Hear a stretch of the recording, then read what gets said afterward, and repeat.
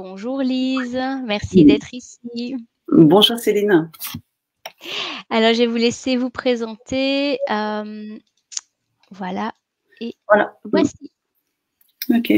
J'ai eu la chance de participer la chance et l'honneur de participer au Doctoton enfant. J'ai été invitée par Cécile Maïchak que je remercie. Et je suis psychologue, donc je suis psychologue psychothérapeute, formatrice en relations humaines. Je travaille avec des adultes, avec des enfants, avec des couples et des familles.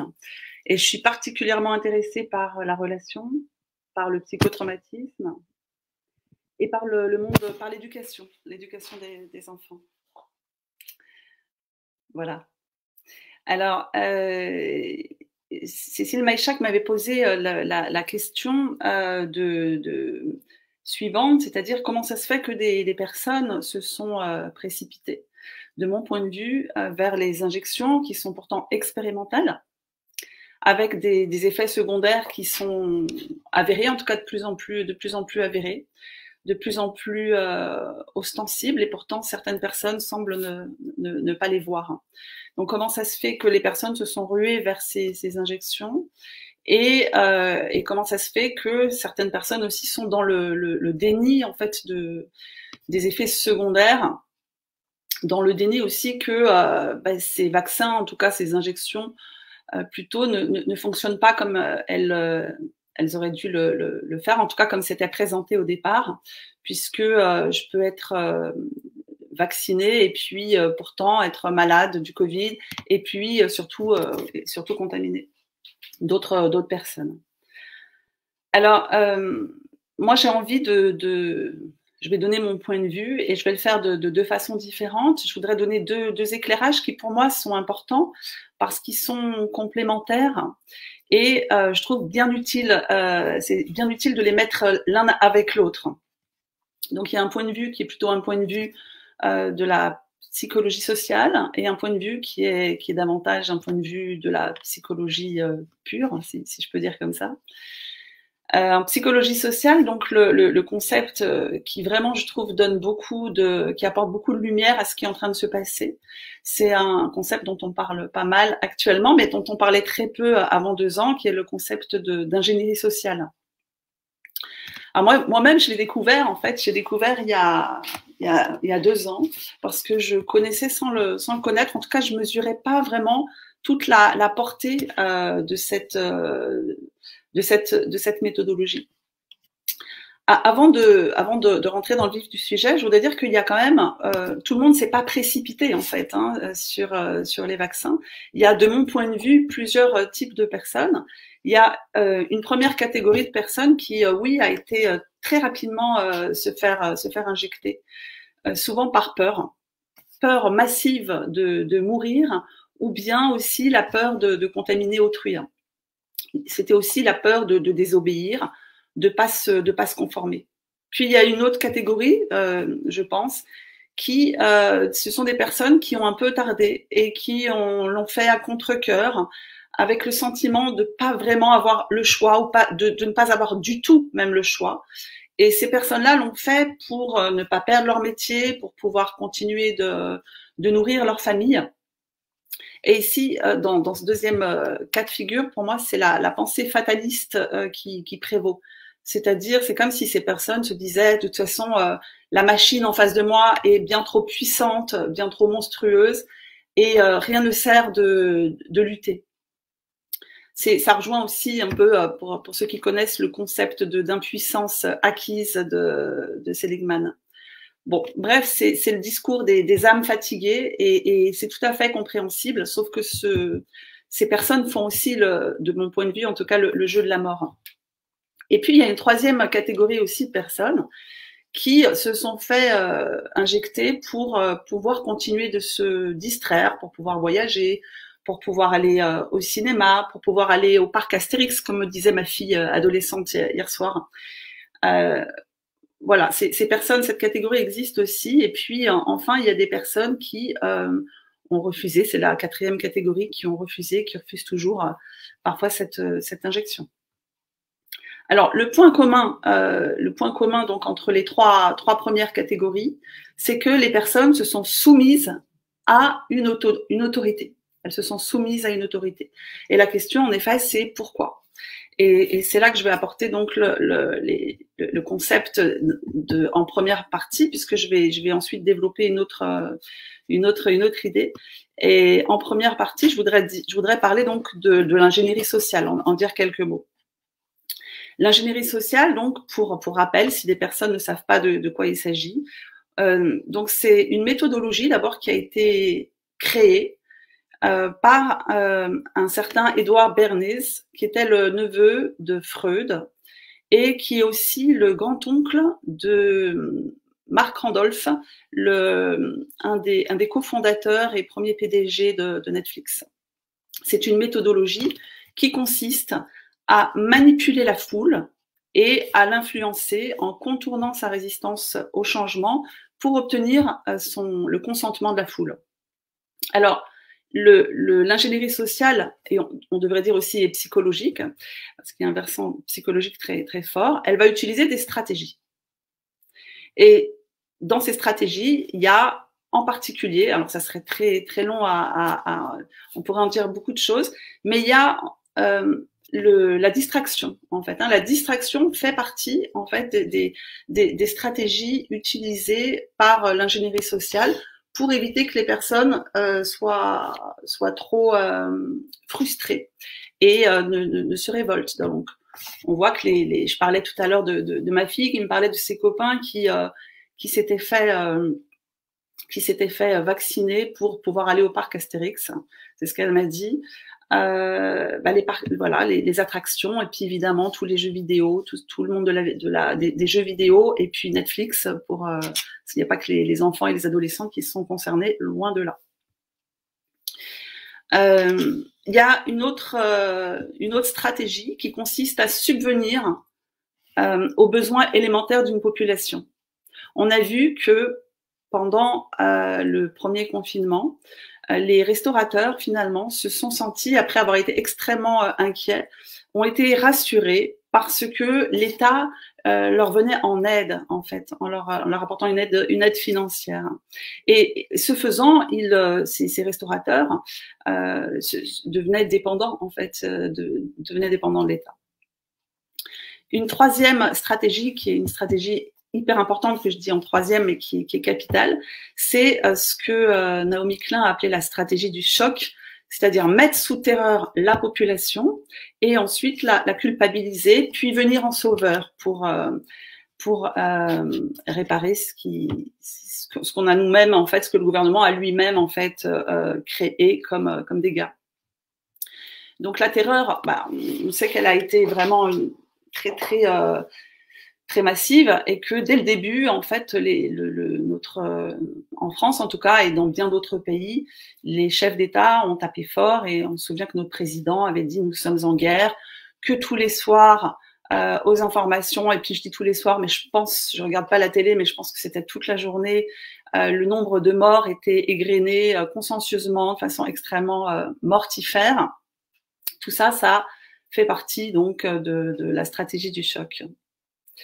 Et puis, il y a d'autres stratégies de l'ingénierie sociale et psychologique. C'est par exemple les mensonges et le non-sens. On a eu un ministre de la Santé et des Solidarités qui a, par exemple, au sujet des vaccins, dit qu'il n'était pas, en 2021, je n'ai pas la date exacte, mais qui a dit que les vaccins n'étaient plus en phase expérimentale. C'était évidemment un mensonge et ça a été démenti très, très, très rapidement par plusieurs autorités en la matière. Mais en fait, le mal était fait parce que le poison était distillé, le poison du doute était distillé dans la population. Je parlais des mensonges, du non-sens, puisque on a nagé vraiment et on nage toujours en pleine absurdité. Les masques sont pas utiles, puis ils sont utiles. Il faut se confiner, déconfiner, reconfiner. Il faut se faire des attestations, même des auto-attestations pour sortir le chien. Enfin bref, tout un tas de mesures complètement absurdes et qui mettent vraiment le cerveau, le système nerveux en déroute. Et puis la distanciation sociale, en fait. Hein, la distanciation, c'est vraiment la distanciation sociale a été créée depuis 2 ans pour cette entre guillemets pandémie.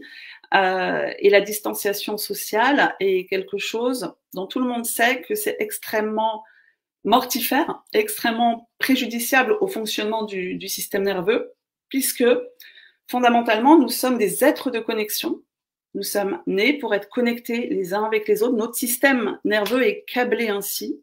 Et que si on nous prive d'interaction sociale, ben nous ne pouvons pas survivre. Hein. Il y a eu maintes expériences dans ce domaine. Et on sait, malheureusement, que il y a 2 ans, beaucoup de personnes âgées sont mortes dans les EHPAD, non pas du Covid, mais de par ce qu'on appelle le syndrome du glissement, c'est-à-dire que ces personnes se laissaient mourir. Et à l'autre bout, dans les écoles, il y a eu malheureusement aussi appliqué un protocole qui exigeait donc cette distanciation sociale qui a aucun fondement en plus, ni scientifique ni médical, mais qui était devenue la norme avec cette distance de 1 mètre ou 2 mètres selon. Je me souviens d'enfants qui me disaient qu'ils voulaient plus aller à l'école parce que ils mangeaient face à un mur, ils n'avaient pas le droit de parler à leurs voisins, ils étaient face au mur et ils n'avaient plus aucune interaction, pas le droit de se croiser non plus dans les couloirs, donc plus d'interaction avec des enfants de toute façon masqués, donc dont l'expression était difficile à deviner, donc rendant la communication évidemment beaucoup plus complexe, quoi. Il faut savoir que notre système nerveux, d'un point de vue physiologique, a besoin de trois choses. Il a besoin de liberté, de sens et de connexion. Liberté, on voit qu'on en a été privé cruellement. Le sens aussi, de par l'absurdité des mesures sans cesse contradictoires, sans aucun sens, justement aucun fondement, en tout cas scientifique, et que nous avons été privés de connexion, d'interaction, de par le concept imposé en fait de distanciation sociale. Et ce qui résulte de ça, c'est que ça nous met en fait en situation de survie et non pas en situation de vie. Et quand nous sommes en situation de survie, nous adoptons 3 types de comportements, la fuite, le combat, ou bien, si nous nous sentons totalement impuissants, le figement. Alors, voilà, ça c'est pour moi, ça c'est le premier éclairage qui est vraiment important pour comprendre en fait ce qui s'est passé. C'est qu'en fait on a été manipulé de l'extérieur en fait. Hein. Moi j'avais été très étonnée au début parce que je me disais mince alors on a fait plein de progrès en psychologie, on connaît beaucoup plus les besoins de l'enfant, on a fait des progrès, la théorie de l'attachement, etc. Alors comment ça se fait? Et j'étais vraiment, je pense, naïve parce que je me rendais pas compte qu'en même temps que nous progressions, eh bien l'ingénierie sociale et psychologique progressait aussi parce que l'ingénierie sociale et psychologique se nourrit de toutes ces découvertes, se nourrit de toutes ces recherches. Et ce qu'il faut savoir, le point positif, c'est que pour fonctionner, hein, et Edouard Bernays le savait, cette ingénierie sociale a besoin de rester imperceptible. C'est-à-dire que la main qui est en train de fabriquer notre consentement doit rester invisible. Et ce qui se passe en ce moment, et ce que je suis en train de faire, de contribuer aussi à faire comme bien d'autres, c'est de rendre visible en fait ce phénomène pour qu'il ne puisse plus fonctionner. Alors l'autre point de vue dont je voudrais parler, si j'ai encore un peu de temps, ouais. C'est le point de vue psychologique qui m'importe aussi beaucoup et qui fonde la pensée d'ailleurs d'Alice Miller, le concept de pédagogie noire et la soumission à l'autorité. Hein. Parce que c'est, je pense, qui explique aussi vraiment ce comportement de non-prudence vers les vaccins, de se soumettre à une autorité, puisque nos gouvernants nous ont dit que c'était bien, hein, qu'il fallait aller se faire tous vacciner, même les enfants. Alors, Alice Miller, c'est une auteure, c'est une philosophe, psychothérapeute, écrivain qui a écrit des tas de livres comme Le drame de l'enfant doué, C'est pour ton bien, L'enfant sous terreur. et avec qui j'ai eu la chance de pouvoir correspondre quand j'étais étudiante en psycho. Et elle a développé un concept, elle l'a pas créé, mais elle l'a développé, qui est le concept de la pédagogie noire. La pédagogie noire, qu'est-ce que c'est? C'est une façon d'éduquer en fait les enfants pour briser leur vitalité, leur créativité et leur volonté, hein, et pour en faire des êtres dociles et obéissants. Alors, l'enfant, quand on lui demande d'être obéissant, parce qu'on va le punir, l'humilier, le menacer, le frapper, le mettre au coin, l'enfant n'a pas d'autre choix que de se soumettre. Il n'a pas d'autre choix que de s'adapter à son parent. Hein. Pour ça, on a dit, oh, les enfants s'adaptent bien sûr. Les enfants s'adaptent toujours aux adultes parce qu'ils ont besoin, en fait, d'être acceptés, même si c'est de façon conditionnelle, mais au moins d'être acceptés par les adultes et en particulier, bien sûr, par leurs parents. Alors, qu'est-ce que vont faire ces enfants? Ils vont refouler au plus profond de lui, au plus profond d'eux, les souffrances qui lui sont infligées. Et il va idéaliser ses parents. C'est-à-dire, il va dire, mes parents, ils font le mieux, quoi. Ce qu'ils font, ils le font pour mon bien. Ils me frappent, ils m'humilient, ils me punissent pour mon bien. Et c'est moi qui suis méchante, c'est moi qui suis méchant. Pourquoi l'enfant fait ça? L'enfant, il fait ça parce que il ne peut absolument pas supporter l'idée que son parent pourrait être défaillant, que son parent ne pourrait ne pas répondre à ses besoins physiologiques, à ses besoins psychologiques fondamentaux, primaires.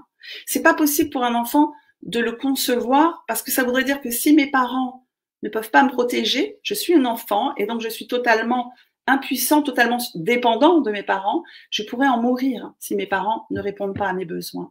Donc c'est pour ça que l'enfant refoule ses propres besoins, va les enfouir au plus profond de lui, va se dire ok, c'est moi qui fais quelque chose de mal et mes parents sont des parents très très gentils qui font les choses bien.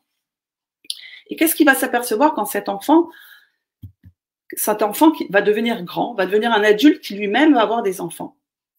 Dans la plupart des cas, évidemment, il n'y a pas de fatalité, hein, mais dans la plupart des cas, ce qui se passe, c'est qu'il va avoir dans son enfant cette vitalité qui a été étouffée chez lui, en fait, quand il était petit. Et c'est insupportable pour quelqu'un de voir en face de lui, chez son enfant, cette vitalité. Pourquoi? Pas parce qu'il voit cette vitalité en soi, mais parce que ça lui fait ressentir à nouveau toute la souffrance qui a été la sienne de ne pas avoir été respecté dans ses besoins fondamentaux. Et c'est cette souffrance, en fait, qu'il ne veut absolument pas revivre. Et c'est pour ça que le parent va à nouveau, la plupart du temps, s'il n'a pas fait de thérapie, s'il n'a pas eu de témoins éclairés, comme disait Alice Miller, il va à nouveau reproduire, en tout cas, il risque de reproduire ces violences sur les enfants. Et c'est comme ça que la violence, malheureusement, intrafamiliale, explique Alice Miller, se perpétue de génération en génération. Et bien sûr, ensuite, elle déborde de la famille et ça devient la violence de la société. En tout cas, elle fait le lit des violences ultérieures et elle prédispose ces enfants devenus adultes à obéir à des figures parentales. Or, nos gouvernants sont des figures parentales, hein, surtout quand on nous dit attention, c'est très dangereux, vous êtes en danger. À ce moment-là, hop, c'est à nouveau notre cerveau reptilien et puis notre cerveau limbique qui est réveillé. On a peur et donc on veut un chef de guerre. Hein. C'est pareil pour l'Ukraine, c'était pareil pour le Covid. D'un coup, on a besoin d'un chef, de quelqu'un qui nous guide, comme nous avions besoin quand nous étions enfants de nos parents. D'ailleurs, je l'ai pas dit, mais dans l'ingénierie sociale, on parle aussi, ça fait partie de l'ingénierie sociale, de parler aux enfants de parler aux gens, pardon, comme à des enfants. Alors, voilà, on voit bien comment d'un côté, de l'extérieur, il y a l'ingénierie sociale qui agit hein, pour soumettre les personnes, et puis de l'autre côté, toute cette éducation, malheureusement, qui est encore existante en fait, hein, même si d'autres, on parle d'autres types d'éducation, mais elle est encore majoritaire. On éduque encore aujourd'hui beaucoup les enfants à la punition, parce que ça part de l'idée que l'enfant a des pulsions mauvaises et qu'il faut absolument le redresser, sinon il va mal pousser. Quoi, hein. Alors, je voudrais conclure en disant que ce que nous traversons... Pardon ? Vous avez encore une minute. Ok, voilà, nous traversons une crise et comme toute crise, c'est un moment difficile, hein, c'est un moment difficile et même peut-être douloureux et inquiétant. Et en même temps, c'est un cadeau parce que c'est aussi une formidable chance de comprendre les ressorts de notre monde et pour pouvoir faire un choix éclairé, soit sortir grandi de cette crise et souverain, ou alors finir asservi et aliéné. Et ce que je voudrais mettre en avant, ça sera mon dernier mot, c'est que vraiment, je voudrais redire qu'il me semble fondamental de continuer à détricoter, à rendre visible en fait l'ingénierie sociale pour mieux comprendre et donc pour mieux la combattre d'un côté, et de l'autre, ne plus éduquer nos enfants par la peur et dans la peur, ne plus les éduquer à l'obéissance, parce que l'obéissance rend aveugle et insensible à la souffrance des autres et à notre propre souffrance. Et je voudrais dire, reprenons, je voudrais porter ce message, si je peux finir, de vraiment reprenons notre pouvoir, surtout quoi, dans tous les domaines, sur l'alimentation, sur la santé, continuons de créer des collectifs, sur notre pouvoir de femme à travers la naissance de l'enfant, sur l'éducation de nos enfants, non pas pour, vous avez compris, pour les asservir, mais pour les protéger, pour prendre soin ainsi de leur devenir et du devenir de l'humanité et puis de notre planète. Voilà. Merci beaucoup. Que dire de plus sur ce beau message? Il n'y a rien à dire de plus. Il faut faire maintenant. J'espère que le message passera. En tout cas, je vous remercie beaucoup. Je salue les mamans lourdes aussi qui font un travail formidable. Et merci beaucoup au Doctoton, à toute votre équipe, parce que je suis admirative et très touchée de ce courage et de cette solidarité. Et je pense que c'est important, voilà, c'est des messages importants à faire passer entre ces deux tours de l'élection. Merci beaucoup en tout cas, vraiment très très enrichissant. Merci. Merci Céline. Une bonne journée, une bonne fin de journée. Ouais, belle suite. Merci.